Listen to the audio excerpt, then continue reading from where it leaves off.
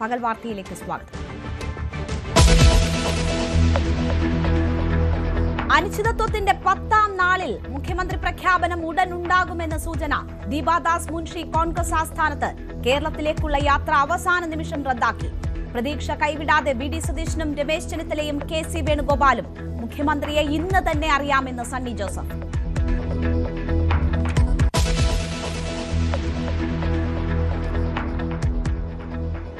മുഖ്യമന്ത്രിയെ പ്രഖ്യാപിക്കാൻ കാത്തിരിക്കുകയാണെന്ന് മുസ്ലിം ലീഗ്. പ്രഖ്യാപനം വൈകിയത് ഭരണസ്തംഭനമല്ല. ലീഗ് മന്ത്രിമാർ അടക്കമുള്ള മറ്റു തീരുമാനങ്ങൾ ഉടനുണ്ടാകും. തീരുമാനമെടുക്കാൻ സാദിഖ് അലി തങ്ങളെ ചുമതലപ്പെടുത്തി. ലീഗ് നേതൃത്വവുമായി സോണിയാഗാന്ധി സംസാരിച്ചിട്ടില്ലെന്നും യോഗത്തിനു ശേഷം പി കെ കുഞ്ഞാലിക്കുട്ടി.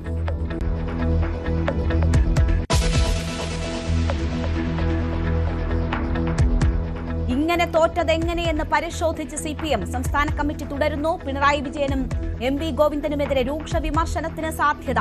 പ്രതിപക്ഷ നേതാവിനെ തെരഞ്ഞെടുക്കുന്നത് അജണ്ടയിലില്ല. പിണറായി തന്നെയാകുമെന്ന സൂചന.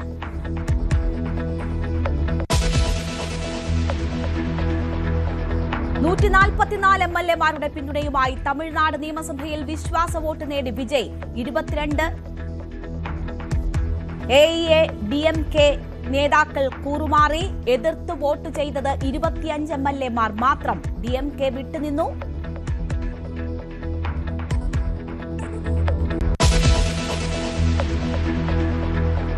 നീറ്റ് ചോദ്യപേപ്പർ ചോർച്ചയിൽ അന്വേഷണം കേരളത്തിലേക്കും. 10 സംസ്ഥാനങ്ങളിൽ അന്വേഷണമെന്ന് CBI.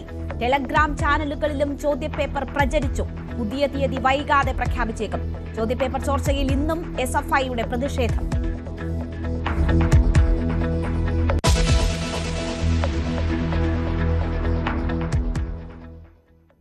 കണ്ണീരോർമ്മയായി അവർ 4 പേർ. മങ്കട കുരങ്ങൻചോലയിൽ ഇടിമിന്നലേറ്റ് മരിച്ചവർക്ക് വിട നൽകി നാട്. സംസ്കാരം അല്പസമയത്തിനകം. പരിക്കേറ്റ 3 പേർ ഇപ്പോഴും ചികിത്സയിൽ.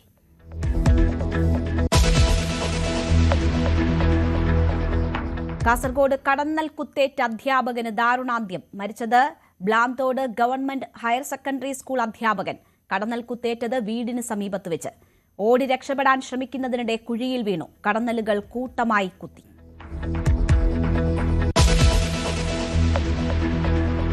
ഇറക്കുമതി തീരുവ കൂട്ടിയതിന് പിന്നാലെ സ്വർണ്ണവിലയിൽ വൻ വർധന. ഗ്രാമിന് 1275 രൂപയും പവന് 10200 രൂപയും വർദ്ധിച്ചു. ഒറ്റയടിക്ക് ഇത്രയും വില വർദ്ധിക്കുന്നത് ചരിത്രത്തിലാദ്യം. 1 ഗ്രാം സ്വർണത്തിന് 15390 രൂപ. 1 പവന് 1,23,220 രൂപ. വെള്ളിവിലയിലും വൻ വർധന.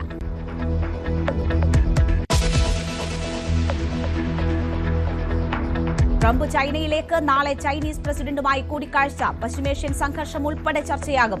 ഇറാന് നേരെയുള്ള സൈനിക നടപടി പുനരാരംഭിക്കാൻ സാധ്യതയെന്ന് വിലയിരുത്തൽ.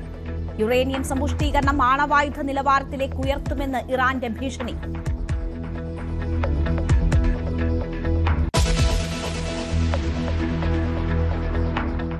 വാർത്തയിലേക്ക് വിശദമായി.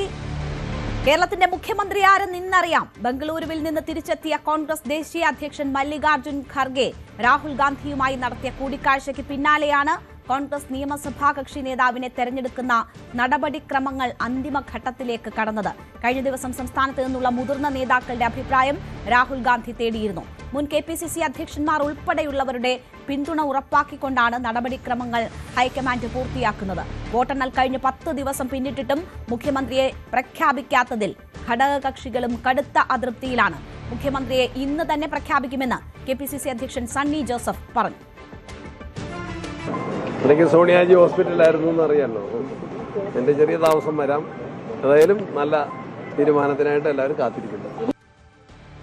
ഞങ്ങളുടെ പ്രതിനിധികൾ ഡാൻ കുര്യനും കിരൺ ബാബുവും കിരൺ ബാബുവും വാർത്തയുടെ വിശദാംശങ്ങളുമായി ചേരുകയാണ്. ആദ്യം ഡാനിലേക്ക്. ഡാൻ, ഇന്ന് ഉച്ചയ്ക്ക് മുൻപുണ്ടാകും എന്നതായിരുന്നു പ്രതീക്ഷ. പ്രഖ്യാപനം കാത്തു നിന്ന മണിക്കൂറുകളാണ് കഴിഞ്ഞുപോയത്. ഇനി എപ്പോഴേക്ക് തീരുമാനമുണ്ടാകുമെന്ന് പ്രതീക്ഷിക്കുന്നു?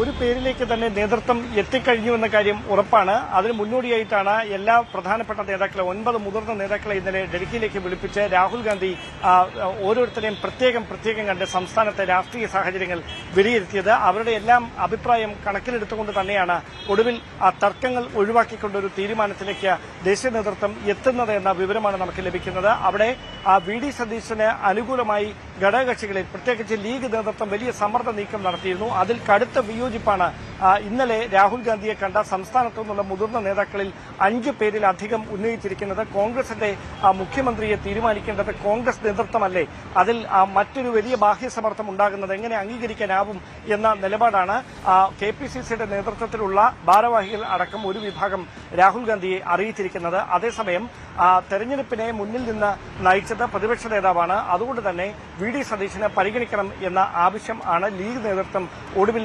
ദീപാദാസ് മുൻഷിയെ ഫോണിൽ ബന്ധപ്പെട്ടപ്പോഴും അവരോട് അറിയിച്ചിരിക്കുന്നത്. അങ്ങനെ ഒരു പശ്ചാത്തലത്തിൽ ഘടകകക്ഷികളെയും MLA-മാരെയും MP-മാരെയും ഒന്നും പിണക്കാത്ത തരത്തിൽ എല്ലാവരെയും ചേർത്ത് നിർത്തുന്ന ഒരു തീരുമാനമായിരിക്കും ഹൈക്കമാൻഡിന്റെ ഭാഗത്ത് നിന്ന് ഉണ്ടാകുക. അതിൽ വ്യക്തത വരാനുള്ളത് വലിയ എതിർപ്പ് KC വേണുഗോപാലിനെതിരെ സംസ്ഥാനത്തുടനീളം അദ്ദേഹത്തെ കേരളത്തിൽ മുഖ്യമന്ത്രിയെ പ്രഖ്യാപിക്കാനുള്ള നീക്കം നടക്കുന്നുവെന്ന പേരിൽ വലിയ എതിർപ്പ് വി ഡി സതീശൻ പക്ഷം ഉയർത്തിയിരുന്നു. അതിന് പിന്നാലെയാണ് മുതിർന്ന നേതാക്കളെ ഡൽഹിയിലേക്ക് വിളിപ്പിച്ച് രാഹുൽ ഗാന്ധി നേരിട്ട് ചർച്ച നടത്തിയത്. അതിൽ തന്നെ ഈ പ്രതിഷേധങ്ങൾക്ക് പിന്നിൽ ഒരു സംഘടിത സ്വഭാവമുണ്ട് എന്നൊരു വിലയിരുത്തലിലേക്ക് ഹൈക്കമാൻഡ് എത്തിയിട്ടുണ്ട്. അതുകൊണ്ട് തന്നെ അതിന് ഒരു തരത്തിലും അത്തരം നീക്കങ്ങളിൽ ഒരു വിട്ടുവീഴ്ചയും ഉണ്ടാകില്ല എന്ന മുന്നറിയിപ്പ് കൂടി നേതൃത്വത്തിന് നൽകുകയും ചെയ്തിട്ടുണ്ട്. അങ്ങനെ ഒരു പശ്ചാത്തലത്തിൽ ഒരു ഒത്തുതീർപ്പ് ഫോർമുലയായിരിക്കുമോ മുഖ്യമന്ത്രിയെ പ്രഖ്യാപിക്കുന്ന കാര്യത്തിൽ ഹൈക്കമാൻഡിന്റെ ഭാഗത്തുനിന്ന് ഉണ്ടാകുക എന്നതിൽ മാത്രമാണ് ഇനി ഒരു വ്യക്തത വരാനുള്ളത്. എന്തായാലും ഇന്ന് തന്നെ പ്രഖ്യാപനം ഉണ്ടാകും എന്നാണ് ലഭിക്കുന്ന വിവരം. ഡാൻ, ഇതിൽ സോണിയാഗാന്ധിയുടെ തീരുമാനം വളരെ നിർണായകമാകും എന്ന തരത്തിലുള്ള വിവരങ്ങൾ ഉണ്ടായിരുന്നു. ഖർഗെയും രാഹുലും ഒരിക്കൽ കൂടി കൂടിക്കാഴ്ച നടത്തും എന്നതിന്റെ വിവരങ്ങൾ ഉണ്ടായിരുന്നു. ആ കൂടിക്കാഴ്ച എപ്പോൾ നടക്കുമെന്നാണ് പ്രതീക്ഷിക്കപ്പെടുന്നത്? സോണിയാഗാന്ധിയുടെ തീരുമാനം അറിയിച്ചിട്ടുണ്ട് എന്നതാണോ മനസ്സിലാകുന്നത്? ഇന്ന് ലീഗിന്റെ നിർണായകമായ യോഗത്തിന് ശേഷം മാധ്യമങ്ങളെ കാണുമ്പോൾ PK കുഞ്ഞാലിക്കുട്ടി പറഞ്ഞത് ഇനി അത് നീട്ടിക്കൊണ്ടുപോകാൻ പറ്റില്ലല്ലോ, അത് മാൻഡേറ്ററി ആണല്ലോ എന്ന ഒരു വാക്കാണ് സൂചിപ്പിച്ചത്. ഒപ്പം നേരത്തെ വി ഡി സതീശന് അവർ പരോക്ഷമായി നൽകിയ പിന്തുണ അത് തുടരുന്നു എന്നതിന്റെ സൂചനകൾ തന്നെയാണ് PK കുഞ്ഞാലിക്കുട്ടിയുടെ വാക്കുകളിൽ നിഴലിച്ചത്. അപ്പോൾ ഘടകകക്ഷികളുടെ തീരുമാനം എത്ര നിർണായകമാകും? സോണിയാഗാന്ധി ഇതിൽ പറയുന്ന അഭിപ്രായം എത്ര നിർണായകം? ഇപ്പോഴത്തെ സംസ്ഥാനത്തെ സാഹചര്യം, ജനവികാരം എന്നതൊക്കെ കൂടി കണക്കിലെടുത്തുകൊണ്ടുള്ള ഒരു തീരുമാനമാണോ പ്രതീക്ഷിക്കേണ്ടത്? കോൺഗ്രസ് രാഷ്ട്രീയത്തിൽ ഇതിനു മുമ്പും ഒരുപാട് പ്രതിസന്ധികൾ ഉണ്ടായിട്ടുണ്ട്. അങ്ങനെ കൊടുങ്കാറ്റുകൾ ഉണ്ടായ സമയത്തൊക്കെ അതിനെ ശമിപ്പിക്കാനായി കോൺഗ്രസിന്റെ ദേശീയ അധ്യക്ഷയായിരുന്ന സോണിയാഗാന്ധി എപ്പോഴും അവസാനമായി സംസ്ഥാനത്തെ ഒരു മുതിർന്ന നേതാവിന്റെ നിലപാട് തേടിയിരുന്നു. ആ നേതാവ് AK ആന്റണിയാണ്.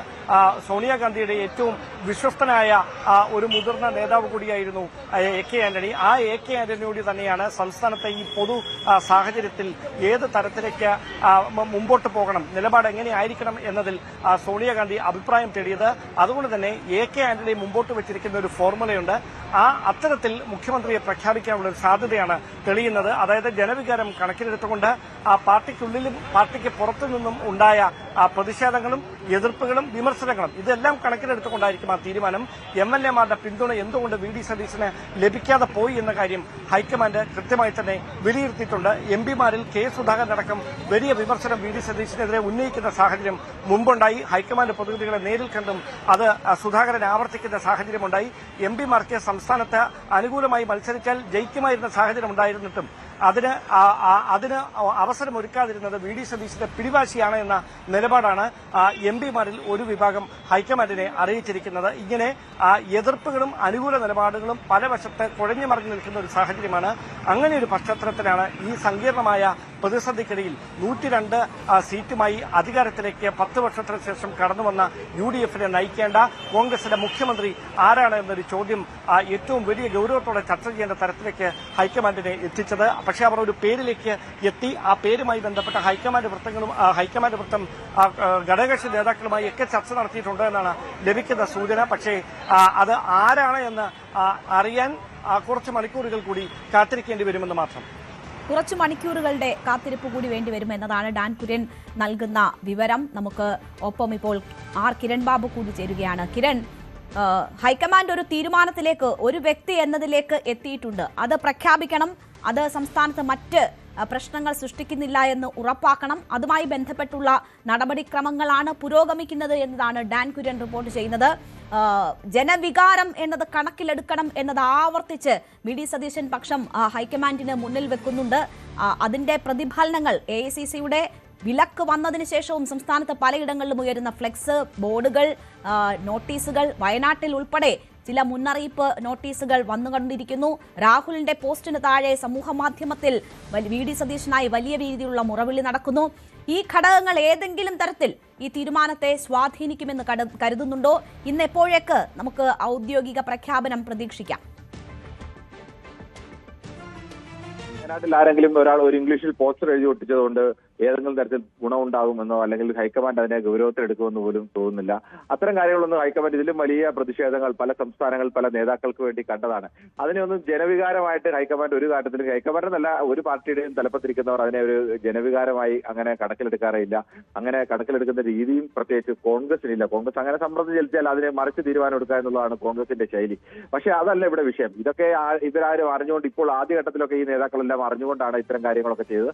പക്ഷെ ഇപ്പോൾ ഈ നേതാക്കൾ നേരിട്ട് അറിഞ്ഞുകൊണ്ടല്ല, അവരെല്ലാവരും അവരുടെ അണികളെ പൂർണ്ണമായും ഇത്തരം ഒരു പ്രവർത്തനത്തിൽ നിന്ന് മാറി നിൽക്കണമെന്ന് കർശനമായ നിർദ്ദേശം നൽകിയിരിക്കുകയാണ്. മറ്റു ചിലരാണ് ചിലപ്പോൾ ഇവർക്ക് മനഃപൂർവ്വം ഒരാൾക്ക് പണി കൊടുക്കാൻ വേണ്ടിയും അല്ലെങ്കിൽ ഒരാൾക്ക് തിരികെ അയാൾക്ക് ദോഷകരമായി ബാധിക്കാൻ വേണ്ടിയും ഒക്കെ ചെയ്യുന്നത് കൂടിയും ഉണ്ടാവാനൊക്കെ സാധ്യതയുണ്ട്. എന്തായാലും അത്തരം കാര്യങ്ങളൊന്നും അല്ല പരിഗണിക്കുന്നത്. കോൺഗ്രസിനെ സംബന്ധിച്ച് അവരുടെ പ്രധാനപ്പെട്ട പരിഗണന കേരളത്തിൽ കോൺഗ്രസിന്റെ ഭാവി, കോൺഗ്രസ് UDF-ന്റെ ഭാവി, ഇത് രണ്ടും ഏതാണ്, ആര് മുഖ്യമന്ത്രിയായാലാണ് കൂടുതൽ സുരക്ഷിതമായി മുന്നോട്ട് പോകുന്നത്, അത്തരം ഒരു നിലപാട് സ്വീകരിക്കുന്നതായിരിക്കും കോൺഗ്രസിനും മുന്നണിക്കും നല്ലത്. കാരണം കേരളം എന്ന് പറയുന്നത് അടുത്ത ലോക്സഭാ തെരഞ്ഞെടുപ്പിലായാലും ഏറ്റവും കൂടുതൽ MP-മാരെ കോൺഗ്രസിന് വേണ്ടി സംഭാവന ചെയ്യേണ്ട ഒരു സംസ്ഥാനമായിട്ടാണ് കോൺഗ്രസ് ഹൈക്കമാൻഡ് കണക്ക് കൂട്ടുന്നത്. അവിടെ അതിൽ ഏതെങ്കിലും തരത്തിൽ വീഴ്ച ഉണ്ടാവരുത്. ആ ഒരു വിഷയമാണ് ഇവരെ സംബന്ധിച്ചിപ്പോൾ പ്രധാന പരിഗണന. ഇപ്പോൾ കേരളത്തിൽ ഈ ഒരു സ്ഥിതിയല്ല, മറ്റ് സംസ്ഥാനങ്ങളിൽ നിന്നൊക്കെ കോൺഗ്രസ് MP-മാരെ കിട്ടുന്ന ഒരു അവസ്ഥ ഉണ്ടായിരുന്നെങ്കിൽ കോൺഗ്രസ് ഇപ്പോൾ ഹൈക്കമാൻഡ് നേരത്തെ തന്നെ തീരുമാനം പ്രഖ്യാപിച്ചേനെ. പക്ഷെ ഇവിടെ തീരുമാനം പ്രഖ്യാപിക്കാൻ തടസ്സമായിരിക്കുന്നത് പ്രിയങ്ക ഗാന്ധി അടക്കം വരുന്നത് കേരളത്തിന്റെ പ്രതിനിധിയായിട്ടാണ്. ഏറ്റവും കൂടുതൽ MP-മാരെ കിട്ടുന്ന സംസ്ഥാനം കേരളമാണ്. അങ്ങനെ ഒരു സംസ്ഥാനത്ത് ഒരു തീരുമാനം എടുക്കുമ്പോൾ അത് വരുന്ന ലോക്സഭാ തെരഞ്ഞെടുപ്പിൽ വിജയം പ്രതീക്ഷിക്കുന്ന അല്ലെങ്കിൽ ലോക്സഭ 2029 ഭരണം പ്രതീക്ഷിക്കുന്ന കോൺഗ്രസിന് തിരിച്ചടിയാവരുത്. അതിന് ആരാണ് സഹായകമാകുന്നത്, ആരെയാണ് മുഖ്യമന്ത്രിയാക്കേണ്ടത്, അത്തരം ഒരു ചർച്ചയാണ് ഇപ്പോൾ നടന്നുകൊണ്ടിരിക്കുന്നത്. അക്കാര്യത്തിൽ എന്തായാലും അധികം വൈകാതെ ഇനിയിപ്പോൾ തീരുമാനം പ്രഖ്യാപിക്കുമെന്ന് തന്നെയാണ് പ്രതീക്ഷിക്കുന്നത്. ഇന്ന് രാവിലെ അത്തരം ആശയവിനിമയങ്ങൾ മുതിർന്ന നേതാക്കൾ തമ്മിൽ നടത്തിയിട്ടുണ്ട്. ഇന്നലെ കേരളത്തിലെ മുതിർന്ന നേതാക്കളെല്ലാം എത്തി അവരുമായി അവരിൽ നിന്നും ചില ആശയവിനിമയങ്ങൾ നടത്തിയിട്ടുണ്ട്. അവര് പലരും പുറത്ത് ഒറ്റയ്ക്ക് രാഹുൽ ഗാന്ധിയുമായി കണ്ടപ്പോൾ എന്താണ് ഇവർ പറഞ്ഞതെന്ന് കൃത്യമായി നമുക്ക് പറയാനാവില്ല. പലരും പുറത്ത് പറയുന്ന നിലപാടാവില്ല രാഹുൽ ഗാന്ധിയുമായി ഒറ്റയ്ക്ക് കാണുമ്പോൾ അവരുടെ നിലപാട് അറിയിക്കുക. അത് എന്താണെന്ന് രാഹുൽ ഗാന്ധിക്കും അത് അവർക്ക് മാത്രം അറിയാവുന്ന ഒന്നാണ്. പരസ്യമായി മറ്റു നേതാക്കൾ ഉള്ളപ്പോൾ പറയുന്നത് പോലും ആവണം എന്നില്ല. ഈ നേതാക്കളൊക്കെ പലപ്പോഴും അത്തരം നിലപാട് സ്വീകരിച്ചിട്ടുള്ള പ്രധാന നേതാക്കളൊക്കെ തന്നെയാണ്. അപ്പോൾ എന്തായാലും തീരുമാനം അധികം വൈകാതെ ഇന്നോ അല്ലെങ്കിൽ നാളെയോ തീരുമാനം ഉണ്ടാകും എന്നാണ് പ്രതീക്ഷിക്കുന്നത്. ശരി, ഡാൻ കുര്യനും ആർ കിരൺ ബാബുവുമാണ് വാർത്തയുടെ വിശദാംശങ്ങൾ നൽകിയത്. കേരളത്തിന്റെ മുഖ്യമന്ത്രിയാരെന്ന പ്രഖ്യാപനം അത് ഏതു നിമിഷവും ഉണ്ടാകാം, ആ പ്രതീക്ഷയിലാണ് എല്ലാവരും. അതേസമയം ഇന്ന് ലീഗിന്റെ നിർണായക നേതൃയോഗം ചേർന്നിരുന്നു. മുഖ്യമന്ത്രി പ്രഖ്യാപനം ഉടനുണ്ടാകുമെന്ന് പ്രതീക്ഷിക്കുന്നതായി P.K. കുഞ്ഞാലിക്കുട്ടി യോഗത്തിന് ശേഷം പറഞ്ഞു. പ്രഖ്യാപനം വൈകുന്നത് ഭരണസ്തംഭനം ഉണ്ടാക്കുമെന്ന് പറയാനാകില്ല എന്നാണ് അദ്ദേഹം പറഞ്ഞത്. ഡൽഹിയിലെ തീരുമാനം വന്ന ശേഷം മറ്റ് കാര്യങ്ങൾ നിശ്ചയിക്കാൻ സാധിക്കലി തങ്ങളെ ചുമതലപ്പെടുത്തി ഹൈക്കമാൻഡ് തീരുമാനം കാത്തിരിക്കുകയാണ് എന്നും ലീഗ് നേതൃയോഗത്തിന് ശേഷം P.K. കുഞ്ഞാലിക്കുട്ടി പറഞ്ഞു. ഡൽഹിയിൽ നിന്ന് തീരുമാനം വെയിറ്റ് ചെയ്യാണ്. ഞങ്ങളിപ്പോൾ ഈ മീറ്റിംഗ് എല്ലാ കാര്യങ്ങളും തങ്ങളെ ഓതറൈസ് ചെയ്തു.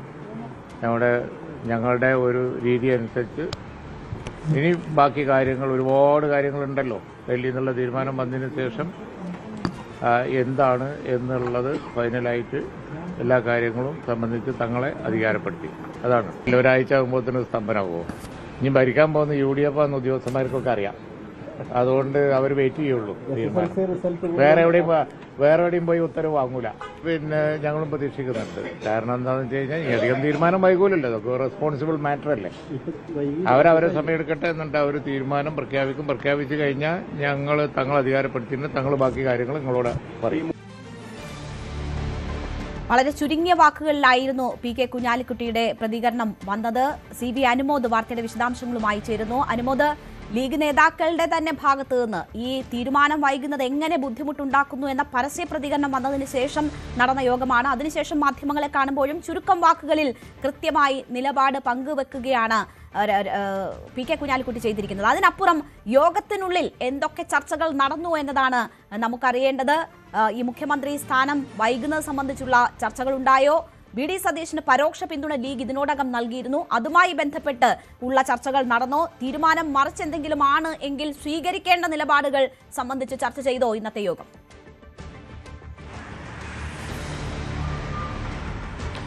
കടുത്ത നിലപാടിലേക്ക് മുസ്ലിം ലീഗ് പോകില്ല എന്ന് വ്യക്തമാണ്. കാരണം അവരുടെ അഭിപ്രായം അവർ പറഞ്ഞു കഴിഞ്ഞു, അത് നേതൃത്വത്തെ അറിയിച്ചു കഴിഞ്ഞു, നേതൃത്വവുമായി ആശയവിനിമയം നടത്തി കഴിഞ്ഞിട്ടുണ്ട്. അതുമാത്രമാണ് ഇതിൽ ചെയ്യാനുള്ളത്. ഇനി കടുത്ത തീരുമാനങ്ങളിലേക്ക് പോയി മറ്റൊരു പ്രതിസന്ധി മുന്നണിക്ക് ഉണ്ടാക്കേണ്ട നിലപാടാണ് മുസ്ലിം ലീഗ് സ്വീകരിച്ചിരിക്കുന്നത്.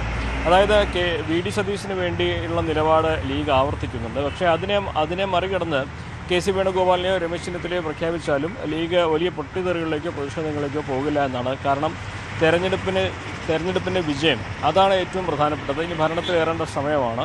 ആ ഘട്ടത്തിൽ UDF-ലെ മറ്റൊരു പ്രതിസന്ധിയിലേക്ക് പോകേണ്ട സാഹചര്യമുണ്ടോ എന്നാണ് ലീഗിലൊരു വിഭാഗം ചോദിക്കുന്നത്. എന്താണെങ്കിലും വി ഡി സതീശന് വേണ്ടി ലീഗിലെ വലിയൊരു വിഭാഗം ഇപ്പോഴും രംഗത്തുണ്ട്. അവരൊക്കെ പ്രതീക്ഷിക്കുന്നത് വി ഡി സതീശന് വരുമെന്ന് തന്നെയാണ്. പക്ഷേ അതങ്ങനെ അല്ലെങ്കിൽ പോലും ലീഗ് മറിച്ചൊരു കടുത്ത തീരുമാനത്തിലേക്ക് പോകില്ല എന്ന് തന്നെയാണ് അറിയാൻ കഴിയുന്നത്. ഇന്നിപ്പോൾ നടന്ന ചർച്ചകളിൽ പ്രധാനമായിട്ടും അവർ 5 മന്ത്രിസ്ഥാനം പ്രതീക്ഷിക്കുന്നതായിട്ട് തന്നെയാണ് പ്രധാനമായിട്ടും അവർ ചർച്ച ചെയ്തിരിക്കുന്നത്. കാരണം കഴിഞ്ഞ മന്ത്രിസഭയിൽ 5 മന്ത്രിസ്ഥാനം ഉണ്ടായിരുന്നു. അതുകൊണ്ട് 5 മന്ത്രിസ്ഥാനം വേണമെന്നൊരു ആവശ്യമാണ് അവർക്കുള്ളത്. അതിന് പുറമെ നിലവിൽ 22 MLA-മാരുണ്ട്. അപ്പോൾ കൂടുതൽ സ്ഥാനങ്ങൾ ഡെപ്യൂട്ടി സ്പീക്കർ സ്ഥാനമോ മറ്റോ അവരാവശ്യപ്പെടാനുള്ള സാധ്യതയും തള്ളിക്കളയാനാകില്ല. കാരണം ഈ മുതിർന്ന നേതാക്കൾ ഒരു പിടി പേർ തന്നെ ഇത്തവണ ഈ ഒരു സ്ഥാനങ്ങൾക്കായി രംഗത്തുണ്ട്. അതുകൊണ്ട് തന്നെ ആർക്കെല്ലാം ഇത് നൽകണമെന്ന കാര്യത്തിൽ ചർച്ചകൾ നടക്കുന്നുണ്ട്. ഇന്നത്തെ യോഗത്തിൽ ഡൽഹിയിൽ നിന്നുള്ള ഈ തീരുമാനം വന്നതിന് ശേഷം പാർട്ടി നിലപാട് വ്യക്തമാക്കുമെന്നാണ് അറിയിച്ചിട്ടുള്ളത്. സ്വാഭാവികമായിട്ടും AICC തീരുമാനം സ്വാഗതം ചെയ്യുന്ന തരത്തിൽ തന്നെയായിരിക്കും ലീഗിൻ്റെ നിലപാടുണ്ടാവുക. ലീഗിൻ്റെ അഭിപ്രായങ്ങൾ പറയേണ്ടവർക്ക് പറഞ്ഞു കഴിഞ്ഞിരിക്കുന്നു. ഇനി തീരുമാനിക്കട്ടെ എന്ന നിലപാടിൽ തന്നെയായിരിക്കും ലീഗ് ഉണ്ടാവുക. പക്ഷേ അത് ഈ ഒരു ഘട്ടത്തിൽ മുന്നണിക്ക് പ്രതിസന്ധി ഉണ്ടാക്കുന്ന തരത്തിലേക്ക് കാര്യങ്ങൾ കൊണ്ടുപോകില്ല എന്ന് തന്നെയാണ് നമുക്ക് അറിയാനാകുന്നത്. അതോടൊപ്പം തന്നെ ലീഗിന് അർഹമായത് ചോദിച്ചു വാങ്ങാനുള്ള തീരുമാനത്തിലേക്കും ലീഗ് എത്തിയിട്ടുണ്ട്. 5 മന്ത്രിസ്ഥാനം ഏറ്റവും ചുരുങ്ങിയത് വേണം എന്ന നിലപാടിൽ തന്നെയാണ് മുസ്ലിം ലീഗ് ഉറച്ചു നിൽക്കുന്നത്. രേണുക. CV അനുമോദാണ് വാർത്തയുടെ വിശദാംശങ്ങൾ നൽകിയത്. ലീഗ് യോഗത്തിലുണ്ടായിട്ടുള്ള തീരുമാനങ്ങൾ, ചർച്ചകൾ സംബന്ധിച്ചുള്ള വിവരങ്ങളാണ് അനുമോദ് പങ്കുവച്ചത്. തന്റെ പിന്തുണ വി ഡി സതീശനാണെന്ന് കുന്നത്തുനാട് നിയുക്ത MLA VP സജീന്ദ്രൻ കോൺഗ്രസ് പ്രവർത്തകരുടെ ചോദ്യങ്ങൾക്ക് മറുപടി പറയുകയായിരുന്നു അദ്ദേഹം. പെരുമ്പാവൂർ മുടിക്കലിൽ സ്വകാര്യ ചടങ്ങിലെത്തിയപ്പോൾ ആയിരുന്നു പ്രതികരണം. ബെന്നി ബെഹനാനോട് വി ഡി സതീശനെ മുഖ്യമന്ത്രിയാക്കണമെന്നാവശ്യപ്പെട്ട് കോൺഗ്രസ് പ്രവർത്തകർ. തീരുമാനം വി ഡി സതീശന് എതിരാകരുതെന്ന് പ്രവർത്തകർ ആവശ്യപ്പെടുന്നു. അതിന്റെ ദൃശ്യങ്ങൾ പുറത്തുവന്നു.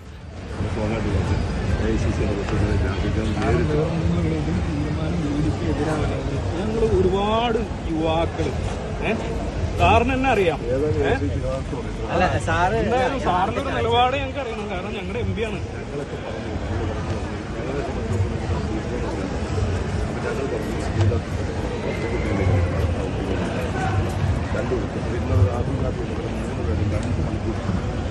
സംസാരിച്ച് വെറുതെ തന്നെ പറഞ്ഞു നിങ്ങളെന്തോ സംസാരിക്കണം അങ്ങനെ വിട്ടിരിക്കാം. കാരണം വേറെ ഒന്നുമല്ല.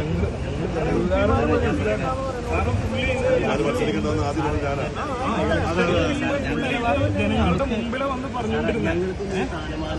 ഞങ്ങളിതൊന്നും ആഗ്രഹിക്കുന്ന ആൾക്കാരല്ല. നല്ല രീതിയിൽ ആഗ്രഹിക്കുന്ന ആൾക്കാരാണ്. നമ്മളെ സംബന്ധിച്ച് നമുക്ക് ബുദ്ധിമുട്ടുള്ള കാര്യമാണ്. എംപിമാര് മത്സരിക്കുന്ന ആദ്യം നിങ്ങൾക്ക് ഇതിൽ തീരുമാനം പറയും. കേരളത്തിലെ മുഖ്യമന്ത്രി തർക്കം രൂക്ഷമാകുന്നതിനിടെ ഹൈക്കമാൻഡിനും രാഹുൽ ഗാന്ധിക്കും പ്രിയങ്ക ഗാന്ധിക്കുമെതിരെ കോഴിക്കോട് പോസ്റ്റർ പ്രതിഷേധം. മുക്കത്ത് പ്രിയങ്ക ഗാന്ധിയുടെ ഓഫീസിന് മുന്നിലാണ് ഇംഗ്ലീഷിൽ എഴുതിയ പോസ്റ്ററുകൾ പതിപ്പിച്ചത്. KC വേണുഗോപാലിനെ പിന്തുണച്ചാൽ കേരളത്തിലെ ജനങ്ങൾ മാപ്പ് തരില്ലെന്നും വയനാട് അടുത്ത അമേഠിയായി മാറുമെന്നുമാണ് പോസ്റ്ററുകളിൽ മുന്നറിയിപ്പ് നൽകുന്നത്. KC നിങ്ങളുടെ ആളായിരിക്കും, പക്ഷേ ജനവികാരം മറക്കരുതെന്നും പോസ്റ്ററിൽ പറയുന്നു. 5ഓളം പോസ്റ്ററുകളാണ് പതിപ്പിച്ചിരുന്നത്. ഇത് പിന്നീട് കീറിക്കളഞ്ഞു. മുഖ്യമന്ത്രി ചർച്ചയിൽ RSP ഒരു പേരും പറഞ്ഞിട്ടില്ല എന്ന് NK പ്രേമചന്ദ്രൻ MP. സാഹചര്യങ്ങൾ മാത്രമാണ് കോൺഗ്രസ് നേതൃത്വത്തെ അറിയിച്ചത്. മുഖ്യമന്ത്രിയായി ആര് വന്നാലും അംഗീകരിക്കും, അതാണ് മുന്നണി മര്യാദയെന്നും NK പ്രേമചന്ദ്രൻ പറഞ്ഞു. എത്രയും പെട്ടെന്ന് കോൺഗ്രസ് ലെജിസ്ലേറ്റീവ് പാർട്ടി ലീഡറെ തെരഞ്ഞെടുത്ത് സംസ്ഥാന മുഖ്യമന്ത്രിയെ സെലക്ട് ചെയ്ത് കേരളത്തിൽ ഗവൺമെന്റ് രൂപീകരണ പ്രക്രിയയ്ക്ക് ഇനിയും കാലതാമസം ഉണ്ടാകാതെ അതിന് നേതൃത്വം കൊടുക്കാൻ കോൺഗ്രസ് ഹൈക്കമാൻഡ് തയ്യാറാകണം എന്ന അഭ്യർത്ഥനയാണ് RSPയെ സംബന്ധിച്ചിടത്തോളം കോൺഗ്രസ് ഹൈക്കമാൻഡിനോടും കോൺഗ്രസ് നേതൃത്വത്തോടും ഈ അവസരത്തിൽ ആവശ്യപ്പെടുന്നത്. തെരഞ്ഞെടുപ്പ് പരാജയം വിലയിരുത്താനുള്ള CPM സംസ്ഥാന സമിതി തിരുവനന്തപുരത്ത് തുടരുകയാണ്. പരാജയം സംബന്ധിച്ച് സംസ്ഥാന സെക്രട്ടേറിയറ്റിന്റെയും പൊളിറ്റ് ബ്യൂറോയുടെയും വിലയിരുത്തലുകൾ സംസ്ഥാന സമിതിയിൽ അവതരിപ്പിക്കും. പ്രതിപക്ഷ നേതാവിനെ തീരുമാനിക്കുന്നത് സംസ്ഥാന സമിതിയുടെ അജണ്ടയിലില്ല. എന്നാൽ കോൺഗ്രസിന്റെ മുഖ്യമന്ത്രി തീരുമാനം വന്നാൽ PB അംഗങ്ങൾ യോഗം ചേർന്ന് സംസ്ഥാന സമിതിയിൽ നിർദ്ദേശം അവതരിപ്പിക്കാനാണ് ആലോചന. പിണറായി വിജയൻ തന്നെ പ്രതിപക്ഷ നേതാവായേക്കും. CPMന്റെ എല്ലാ കണക്കൂട്ടലുകളും തെറ്റിച്ചുള്ള പരാജയമാണ് ഇത്തവണ നിയമസഭാ തെരഞ്ഞെടുപ്പിലുണ്ടായത്. പാർട്ടി കോട്ടകളിൽ പോലും വലിയ തിരിച്ചടി CPMന് ഉണ്ടായി. ഇടതുമുന്നണിയും വലിയ പരാജയമാണ് നേരിട്ടത്. അതുകൊണ്ട് തന്നെ ഇത് ആഴത്തിലുള്ള പരിശോധന വേണമെന്ന് CPM പൊളിറ്റ് ബ്യൂറോയുടെ നിർദ്ദേശമുണ്ട്. സാധാരണ നിലയിലുള്ള പരിശോധന പോരാ, വളരെ കൃത്യമായി പരാജയ കാരണങ്ങൾ കണ്ടെത്തണം, തിരിച്ചു വരാനുള്ള വഴികളും തേടണം. അത്തരം ചർച്ചകൾക്ക് വേണ്ടിയാണ് CPMന്റെ സംസ്ഥാന സമിതി യോഗം ഇന്ന് ആരംഭിച്ചത്. നാളെയും യോഗം തുടരും. പാർട്ടി കോട്ടകളിൽ കണ്ണൂരും കാസർഗോഡും അതുപോലെ തന്നെ ആലപ്പുഴ വിപ്ലവ ഭൂമിയിലും അതേപോലെ കൊല്ലത്ത് പാർട്ടിയുടെ ഏറ്റവും വലിയ ശക്തി കേന്ദ്രങ്ങൾ കൊല്ലത്തുമുണ്ടായ തിരിച്ചടിയാണ് CPM ഏറ്റവും വലിയ ആശങ്കയിൽ ആക്കുന്നത്. കണ്ണൂരിൽ പാർട്ടി നേതാക്കളുടെ ഇടപെടലുകൾക്കെതിരെ വലിയ പരാതികളുണ്ട്. പ്രത്യേകിച്ചും രക്തസാക്ഷി ഫണ്ട് തട്ടിപ്പിനും അതുപോലെ തന്നെ സംസ്ഥാന സെക്രട്ടറി MV ഗോവിന്ദന്റെ ഭാര്യയ്ക്ക് സ്ഥാനാർത്ഥി നൽകിയതുമായി ബന്ധപ്പെട്ടുള്ള തർക്കങ്ങളുമുണ്ട്. വലിയൊരു അടിയൊഴുക്ക് പാർട്ടി കേന്ദ്രങ്ങളിൽ തന്നെ ഉണ്ടായത് തിരിച്ചറിയാൻ കഴിയാതെ പോയതാണ് തെരഞ്ഞെടുപ്പ് പരാജയത്തിന്റെ ആക്കം കൂട്ടിയെന്ന വിലയിരുത്തൽ CPMനുണ്ട്. അത്തരം കാര്യങ്ങൾ ഇന്ന് ചർച്ചയ്ക്ക് വരും. സംസ്ഥാന സെക്രട്ടറിക്കെതിരെയും അതുപോലെ മുഖ്യമന്ത്രിക്കെതിരെയും വിമർശനമുയരാൻ സാധ്യതയുണ്ട്. മുഖ്യമന്ത്രിയുടെ ശൈലിയും സ്വജനപക്ഷപാത നിലപാടുകളും പലപ്പോഴും പ്രതിപക്ഷം അതിശക്തമായി ഉയർത്തിക്കൊണ്ടുവന്നു. അത് ജനങ്ങൾ അത് വിശ്വാസത്തിലെടുത്തുവെന്ന വിമർശനം നേരത്തെ സംസ്ഥാന സെക്രട്ടറി അടക്കം ഉയർന്നു വന്നു. അഴിമതിയില്ലെങ്കിൽ പോലും സ്വജനപക്ഷപാത നിലപാടുകൾ മുഖ്യമന്ത്രിയും അദ്ദേഹത്തിന്റെ ഓഫീസും സ്വീകരിക്കുന്നുവെന്ന വിമർശനം ജനം വിശ്വസിച്ചു എന്ന ഒരു ആശങ്കയാണ് CPM സെക്രട്ടേറിയറ്റിൽ ഉയർന്നത്. അത്തരം കാര്യങ്ങൾ ചർച്ചയ്ക്ക് വരും. പ്രതിപക്ഷ നേതാവ് ആരെന്ന കാര്യത്തിലും ഇന്ന് സംസ്ഥാന സമിതിയിൽ അജണ്ടയിൽ ഉൾപ്പെടുത്തിയെങ്കിൽ പോലും ഒരുപക്ഷെ ചർച്ചയ്ക്ക് വന്നേക്കാം. സംസ്ഥാന നേതൃത്വത്തോട് തീരുമാനിക്കാൻ ആരെ പ്രതിപക്ഷ നേതാവാക്കണമെന്ന കാര്യം സംസ്ഥാന നേതൃത്വം തീരുമാനിക്കാനാണ് പൊളിറ്റ് ബ്യൂറോ നിർദ്ദേശം നൽകിയത്. ഇന്ന് കോൺഗ്രസിന്റെ മുഖ്യമന്ത്രി സ്ഥാനാർത്ഥി ആരെന്ന് പ്രഖ്യാപിച്ചാൽ അതിന് പിന്നാലെ സംസ്ഥാനത്തുള്ള PB അംഗങ്ങൾ യോഗം ചേർന്ന് നിർദ്ദേശം സംസ്ഥാന കമ്മിറ്റിയിൽ വയ്ക്കും. അവിടെ നിന്നാകും അന്തിമ തീരുമാനമുണ്ടാവുക. പിണറായി വിജയൻ തന്നെ പ്രതിപക്ഷ നേതാവാകാനാണ് സാധ്യത കൂടുതൽ.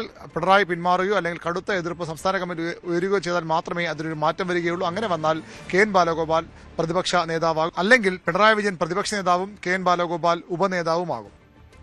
ആ രീതിയിലുള്ള ചർച്ചകളാണ് നടക്കുന്നത്. എന്തായാലും മുഖ്യമന്ത്രി തീരുമാനത്തിന് ശേഷമായിരിക്കും വിശദമായ ചർച്ചകളിലേക്ക് CPM കടക്കുക. VV അരുണിന്റെ റിപ്പോർട്ടാണ് കണ്ടത്.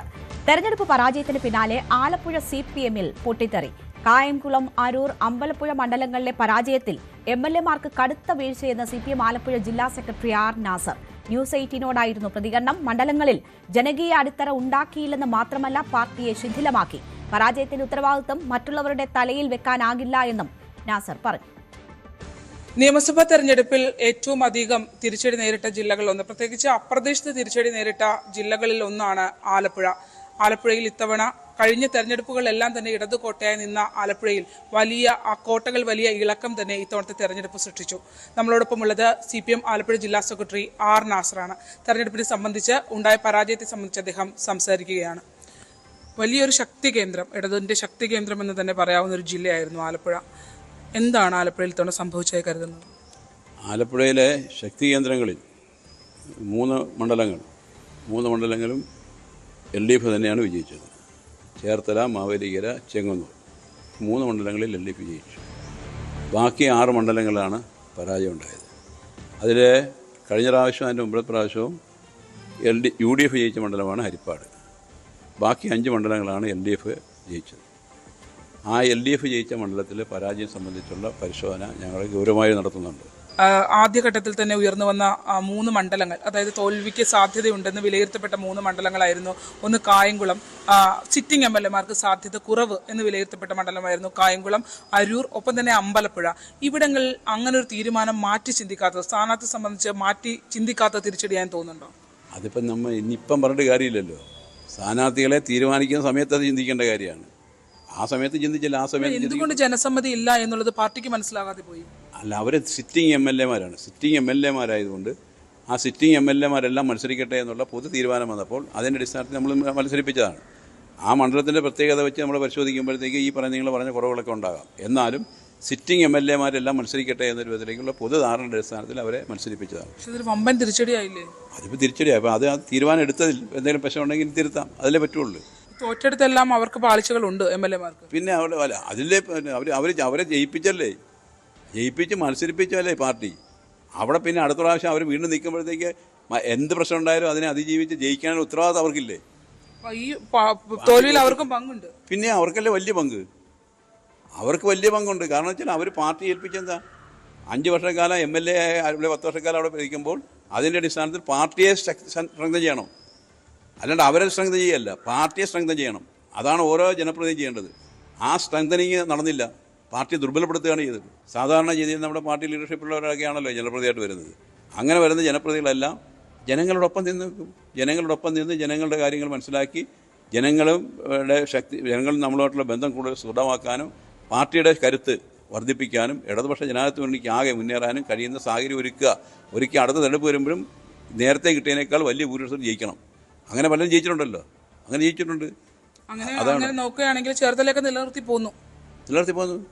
ചേർത്തല നിലനിർത്തി ചെങ്ങന്നൂർ എന്നില്ലേ, ചെങ്ങന്നൂർ നിലനിർത്തി, ചേർത്തല നിലനിർത്തി, മാവേലിക്കര നിലനിർത്തി. അവിടെ ഇവർക്ക് 3 പേർക്ക് നിലനിർത്താൻ കഴിയുമെങ്കിൽ ഇവർക്ക് എന്താ നിലനിർത്താൻ കഴിയാമെന്ന്? ഇപ്പോൾ MLA-മാരെയാണ് കുറ്റപ്പെടുത്തുന്നത്. മണ്ഡലം നിലനിർത്താനാകാത്തത് ഏറ്റവും പ്രധാന ഉത്തരവാദിത്തം അവർക്കാണ് എന്നതാണ് ജില്ലാ സെക്രട്ടറി ആർ നാസർ ചൂണ്ടിക്കാട്ടുന്നത്. ന്യൂസ് 18നോടായിരുന്നു പ്രതികരണം. നമ്മളിനി തമിഴ്നാട്ടിലേക്ക് പോവുകയാണ്. തമിഴ്നാട് നിയമസഭയിൽ വിശ്വാസ വോട്ട് നേടിയിരിക്കുകയാണ് TVK. മുന്നണിക്ക് ലഭിച്ച 119 വോട്ടുകൾക്ക് പുറമെ 25 AIADMK വിമതരും TVKയ്ക്ക് അനുകൂലമായി വോട്ട് ചെയ്തു. ഇതോടെ വിജയിക്ക് അനുകൂലമായി ലഭിച്ചത് 144 വോട്ടുകളാണ്.